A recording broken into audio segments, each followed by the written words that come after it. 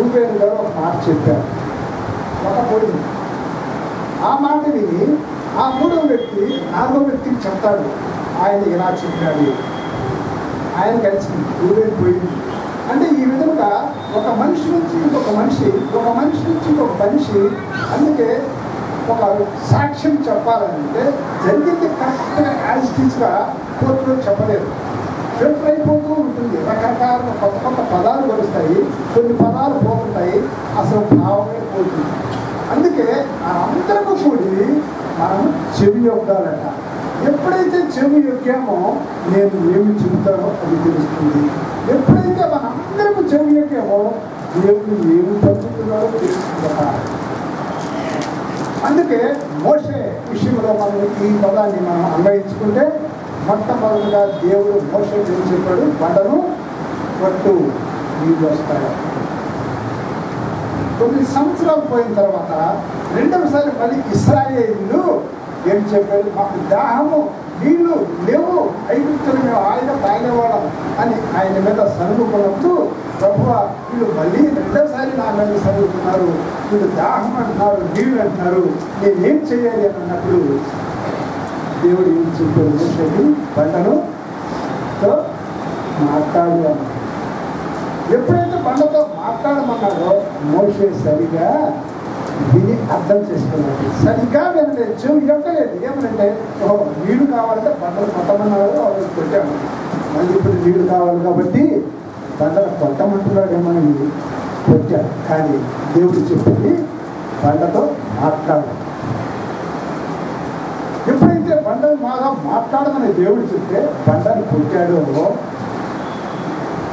ఇన్ని లక్షల మంది ఇశ్రాయేలు మధ్య నా దైవత్వము అవమానపరచకూడదని దేవుడు ఏం చేశాడంటే మోషే చేసిన పని కొట్టినందుకు నీళ్ళు ఇచ్చాడు. కానీ నా చెప్పిన మాటని వినకుండా నేను ఇశ్రాయేలు మధ్య నన్ను అవమానపరిచావు కాబట్టి నేను బండతో మాట్లాడమంటాను, మళ్ళీ బండను కొట్టావు కాబట్టి నీకు కనాను చూడాలి. అసలు ప్రపంచంలో ది మోస్ట్ వండర్ఫుల్ లీడర్ ఎవరయ్యా అంటే మోషే. 20 లక్షల మంది కనానీయులకు లీడర్గా చేసింది. ఎప్పుడో అరణ్యంలో ఉన్న అతను పిలిచి, మోషే నా ప్రజలను నేను విమోచించడానికి లీడర్గా చేస్తున్నాను అని లీడర్గా చేసి ఒక నాయకుడిగా చేసిన మోషే చివరికి ఒక చిన్న పదము చెవి యొక్కనందుకు చెప్పిన పదానికి బదులు వేరే విధంగా అమలు చేసుకొని దేవుని ఉగ్రతకు పాత్రుడైనందువలన 40 సంవత్సరాలు అతను అరణ్యంలో 20 లక్షల మందిని నడిపించి చివరికి వాళ్ళు చేరుకోబోయే పాలు తేనెలు ప్రవహించే దేశాలలోకి అడుగు పెట్టడానికి అర్హత కోల్పోయింది. కాబట్టి ప్రజలారా, కాబట్టి సంఘమా, దేవుడు చెప్పింది చెవి యొక్కి ఉంది. డెఫ్ ఇయర్ అంటారు, చెవులు ఉంటాయి కానీ చెవితరంగా ఉంటారు కొంతమంది. అలా ఉండవద్దు. ముఖ్యంగా పరిశుద్ధమైనటువంటి ఈ ప్రదేశంలో నీవు వచ్చినప్పుడు దేవుడితో మాట్లాడే సమయంలో ఆయన ఏం మాట్లాడతారో మనం చెవి యొక్కాలి. పాస్టర్ గారు ఏం వాక్య ధ్యానం చేస్తారో అది మాట్లాడాలి. మనందరం కలిసి ఏ ప్రేయర్లో ఏం చేస్తామో అది ఖచ్చితంగా చెవి యొక్కాలి. చెవి యొక్కకపోతే అనర్థాలు జరుగుతాయి. సర్వజనులారా, అందరూ ప్రపంచంలో ఎవరైతే మానవులు అని అన్నారో వాళ్ళందరూ కూడా చెవి యొక్కి దేవుని మాట విని ఇంకా చెప్తాం. నా నోరు విజ్ఞాన విషయములను పలుకును, నా హృదయ ధ్యానము పూర్ణ వివేకమును గలదై, పూర్ణ వివేకమును కూర్చున్నదై ఇడును, గుడార్థము గల దానికి నేను చెవి యొక్కెదను. సితార తీసుకొని నా మరుగు మాట బయలుపరచదను, నా కొరకు కొంచెం వారి దోషములను చుట్టుకొనినప్పుడు ఆపత్కాలంలో నేనేలా సమస్త కీడుల నుండి మనల్ని తప్పించే దేవుడు, పుట్టుకతోనే పాపులైన మనల్ని రక్షించి నిరీక్షలో మనం కొనసాగించే దేవుడు ఆయన ఏం చెప్తాడు అని మాట వినాల్సిందే. ఒకవేళ ఆ మాట వినకపోతే జరిగే అనర్థము మనందరికీ తెలిసిందే. ఏమిటి నేననేది ఒకసారి చూద్దాం. నా నోరు విజ్ఞాన విషయములను పలుకును, నా హృదయ జ్ఞానము పూర్ణ వివేకములు కూర్చుందై విడును. ఒక మాట చెప్తాను. ఎలాగంటే సామెతలు ఒక పదం ఏంటిదా, జ్ఞానము నాలుక మనోహరమైన జ్ఞాన వశమును కలుగుతుంది. నాలుక జ్ఞానమును కలుగుతుంది. రెండోది ఏంటంటే ఎవరైతే దేవుని గురించి వెతుకుతారో వాళ్ళు జ్ఞానం కలిగి ఉంటారు. ఎవరికి జ్ఞానం కావాలి అని అంటే దేవుడు ఎవరైతే వెతుకుతారో, ఎవరైతే దేవుని వెతుకుతారో వాళ్ళు జ్ఞానవంతులు అవుతారు. అంటే దీన్ని బట్టి ఏమవుతుందంటే దేవుని యందు భయభక్తులు ఎవరికైతే ఉంటాయో వారికి జ్ఞానం ఉంటుంది. దేవుని యందు భయభక్తులు ఎవరికైతే ఉంటాయో వారు జ్ఞానవంతులు అవుతారు. ఎవరైతే దేవుని యందు భయభక్తులు కలిగి ఉంటారో జ్ఞాన అభ్యాసం చేసేవారు. అంటే దేవుని వెతకని వారికి జ్ఞానము ఉండదు. మన దేవుడు ఎంత గొప్పవాడు అని అంటే, ఎంత గొప్పవాడు అనేది ఒకసారి మనం చూస్తే హస్తకృత్యములైనటువంటి దేవాలయంలో ఉండేట మన దేవుడు. హస్తకృత్యములు చేతితో ఏదైతే తయారు చేశామో ఒక దేవాలయం నిర్మించాము. ఆ దేవాలయంలో నిర్మించిన దానిలో దేవుడు ఉండడట. అక్కడు చాలడు. ప్రపంచంలో ఈ పట్టణంలో తీసుకుంటే లేదా ఒక చిన్న గ్రామంలో తీసుకుంటే ఎన్ని దేవాలయాలు ఉంటాయి? ఒక చిన్న గ్రామంలో ప్రతి వీధికి ఒక దేవాలయం ఉంది. ఆయనలో ప్రతి పట్టణంలో ప్రతి ఊరు మొత్తం మీద కొన్ని దేవాలయాలు ఉన్నాయి. ఇటు చూస్తే దేవాలయమే, ఎదురుగా చూస్తే దేవాలయమే, వెనక చూస్తే దేవాలయమే, ఈ పక్కన చూస్తే దేవాలయమే, ముందు చూసిన దేవాలయం. ఈ విధముగా ప్రతి గ్రామంలో ఎన్నో కొన్ని దేవాలయాలు ఉంటాయి. ప్రతి పట్టణంలో కొన్ని వందల దేవాలయాలు, ప్రతి రాష్ట్రంలో కొన్ని లక్షల దేవాలయాలు, ప్రతి దేశంలో కొన్ని కోట్ల దేవాలయాలు. ఆ దేవాలయాలన్నింటిలో మన దేవుడు చాలడు. ఎందుకంటే ఈ కోట్ల దేవాలయాలు ఉన్నటువంటి పట్టణాలు ఉన్న ప్రపంచాన్ని సృష్టించిన సృష్టికర్త ఎంత పెద్దవాడు. అంత పెద్ద దేవుడు హస్తకృత్యములైన చిన్న దేవాలయంలో. కానీ నువ్వు పిలిస్తే, నువ్వు ఆశిస్తే, నువ్వు ప్రార్థన చేస్తే నీ పిడికడంత గుండెలో ఉంటావు. హల్లెలూయా! ఎంత గొప్ప దేవుడు! ఏ దేవుడు నేను దేవుడిని చెప్పడానికి శక్తివంతుడేనంటే మీ ఇబ్బందుల్లో, మీ కష్టాల్లో నేను మీకు తోడై ఉన్నానని చెప్పగలిగిన వాడే దేవుడు. మీ ఇబ్బందుల్లో, మీ కష్టాల్లో మీకు తోడై ఉన్నానని చెప్పగలిగే శక్తివంతుడు దేవుడు. అలాంటి దేవుడు ఎవరైనా చెప్పారంటే ప్రపంచంలో ఎవరు చెప్పలేదు. ఒక్క దేవుడు, మన దేవుడు యేసయ్య. అలాంటి దేవుడిని కలిగిన మనం ఎంత దేవులం. ఒక విధంగా చెప్పాలంటే ప్రపంచంలో ప్రార్థన చేసేది ఎవరంటే క్రైస్తవులు. ఓ హిందువులారా, మీరు మీ దేవుణ్ణి ప్రార్థిస్తున్నారా? లేదు, మేము భజన చేస్తాం. ప్రార్థన చెయ్యం, మేము భజన చేస్తాం. ఓ ముస్లింలారా, మీరు మీ దేవుడి కోసం ప్రార్థన చేస్తారంటే మేము చెయ్యం, నమాజు చేస్తాం. ఓ క్రైస్తవుడా, నీవు ప్రార్థన చేస్తావంటే మేము మా దేవుడి కొరకు ప్రార్థన చేస్తాం. ప్రపంచంలో ప్రార్థన చేసేది ఒక క్రైస్తవుడే.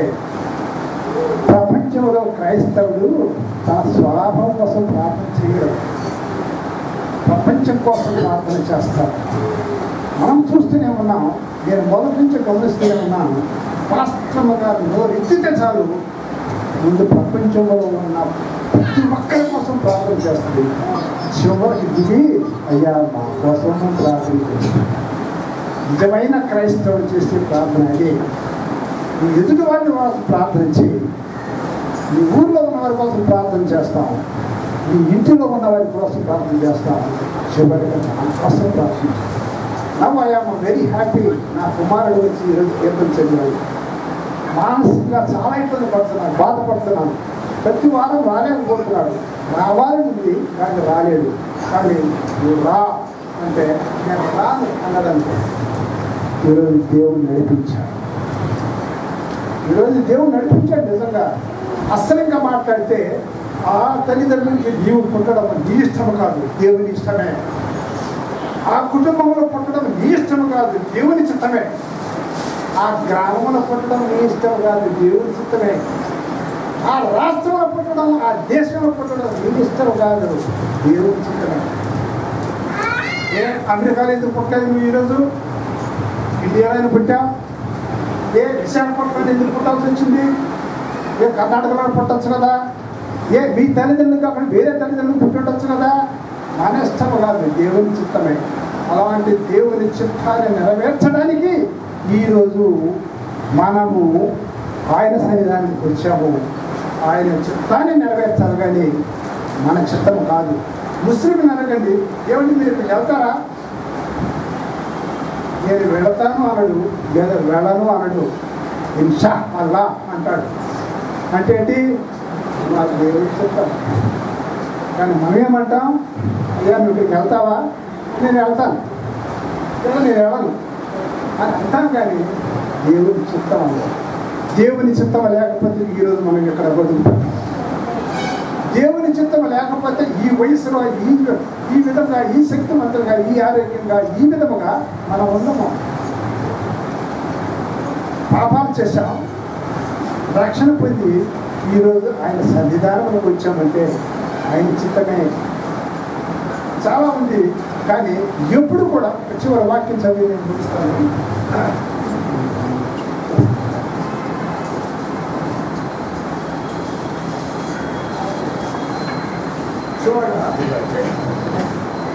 ఒకడు ధన సంపన్నుడైనప్పుడు 16 వచ్చింది.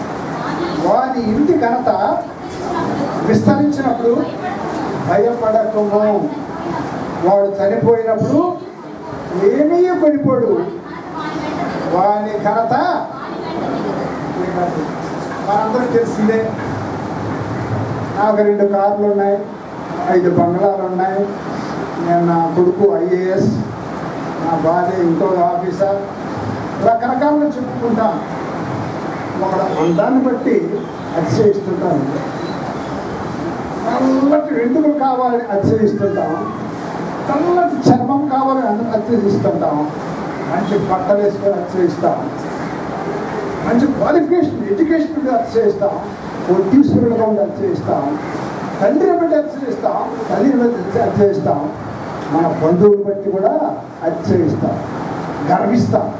కానీ చివరికి ఏమవుతుంది అని అంటే మనం ఏది చేసుకున్నా అది మన ఇష్టము కాదు, దేవుని చిత్తమే.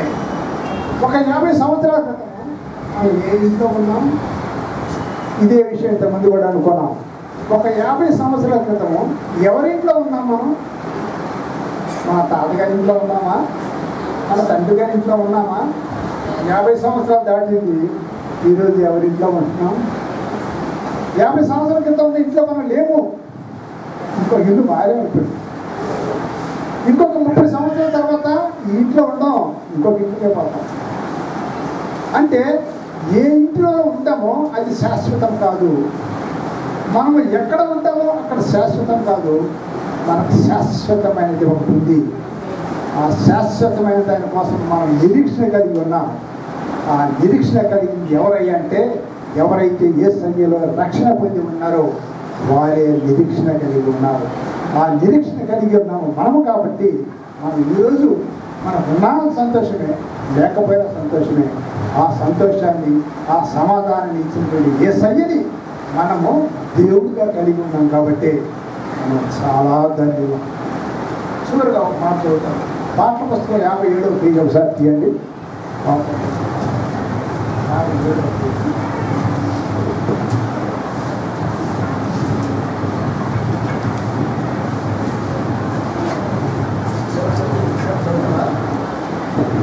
అడుగు ఫుట్నోట్లో 8వ పేజీ అడుగున ఫుట్నోట్లో ఉంటుంది. నీకున్న ఒకే ఒక జీవితం త్వరగా గతించు, కానీ నీవు క్రీస్తు కొరకు చేసినది మాత్రమే నిలిచింది. నాకు జీవితం ఒకటే ఒకటి ఉంది, కానీ అది త్వరగా గతిస్తుంది. కానీ ఏ సైజు కోసం మనం ఏం చేస్తామో అది చిరకాలంగా నిలుస్తుంది. ఆ నిలిచిన దాన్ని మనం పట్టుకొని యేసయ్య ముందు మనము నిలబడే రోజు, ఆయన స్తుతించే రోజు, మనని బలా నా దాసుడా అని ఎలాగైతే యజమానుడు అన్నాడో బలా విశ్వాసి అనే రోజు ఎదురు చూసే రోజు అది క్రైస్తవుడికే ఉంది. కాబట్టి సంఘమా, దయచేసి మీ దైనందిన కార్యక్రమాల్లో నేను ఒకటి మాత్రం గుర్తుపెట్టుకుంటాను, ఒకటే చెప్తాను, చాలాసేపు చెప్తాను. టీ తాగినా నేను ప్రార్థన చేస్తాను, తెలుసా? టీ తాగినా ప్రార్థన చేస్తాను. 3 సార్లు తాగారు, 3 సార్లు ప్రార్థన. భోజేసేటప్పుడు ప్రార్థన చేయడం వేరు, టిఫిన్ చేయడం ప్రార్థన చేయడం వేరు, మనం ఏదైనా పని చేస్తున్నప్పుడు ప్రార్థన చేయడం వేరు. టీ కూడా తాగుతున్నామా? ఆ టీ ఎవరిచ్చారు?